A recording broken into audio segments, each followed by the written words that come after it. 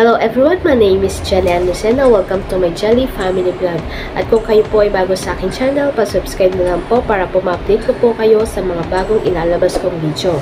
Ngayon po ang tatalhayin natin ay tungkol sa paano at saan natin makikita yung password natin. Kunyari, yung may Facebook kayo, halimutan nyo po yung password. Paano at saan natin siya makikita?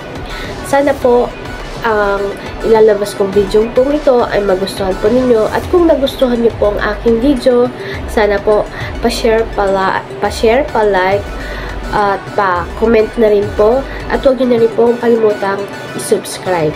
Ito na po ang video to, sana po tapusin na po nyo. Ngayon, buksan na natin yung cellphone natin.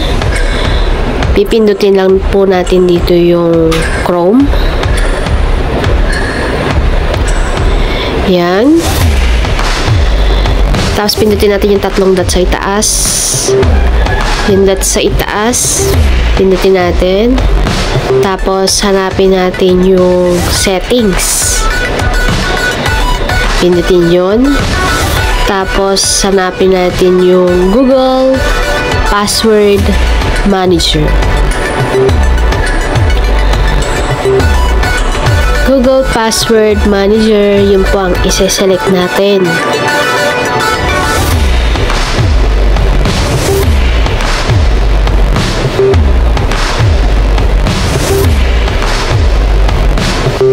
Dito nyo po makikita yung Facebook na pinag-passwordan ninyo.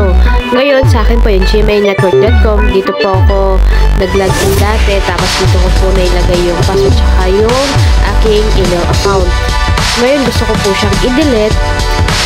Yung pinag-login ko. Pwede naman po siya. Ayan, dito siya lumalabas yung email tsaka password. Tsaka i-delete ko na po siya. At pagkatapos niyan, ito na po ang makikita ninyo pagkatapos ng transactions ninyo.